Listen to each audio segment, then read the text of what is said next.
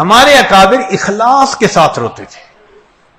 سنیے، فرماتے ہیں ہم نے ایسے بزرگوں کو بھی دیکھا، ان کا اور ان کی بیوی کا سر ایک تکیے پہ رات کو سوئے ہوئے ہوتا تھا.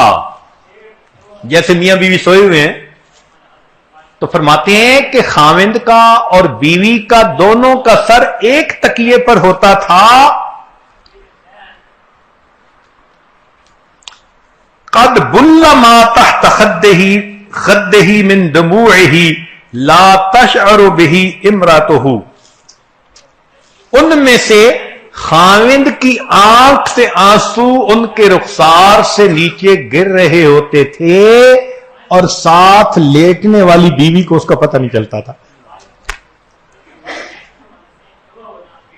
اتنی بھی حرکت نہیں ہوتی تھی، اتنا بھی اظہار نہیں ہوتا تھا کہ ساتھ بیوی ہے اور بیوی کو اس کا پتہ نہیں چلتا تھا.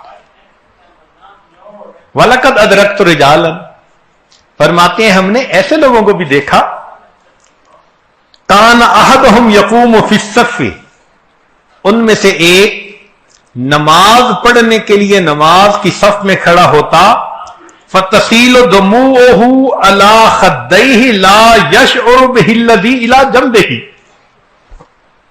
ان میں سے ایک بندے کے آنسو نماز میں زمین پر گر رہے ہوتے تھے، ساتھ کھڑے ہونے والے بندے کو پتہ نہیں چلتا تھا یہ رو بھی رہا ہے یا نہیں رو رہا. اتنا اخلاص کا رونا.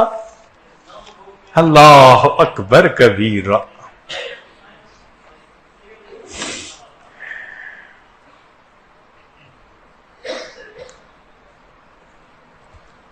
اب دل میں ایک سوال پیدا ہوتا ہے کہ یہ رونے والی آنکھ ہمیں کیسے ملے؟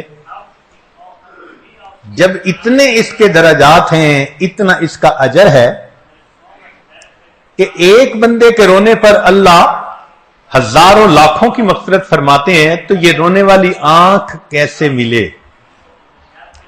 تو بزرگوں نے فرمایا، پہلی بات، القلب اذا قلت خطایاہ سرعت دمعتہ، کہ جب دل پر گناہوں کے اثرات نہیں ہوتے تو انسان کی آنکھ سے آنسو جلدی نکل آتے. اس کا مطلب ہم اگر چاہتے ہیں کہ رونے والی آنکھ ملے تو گناہوں سے توبہ کر کے اپنے دل کے گناہوں کو معاف کروائے.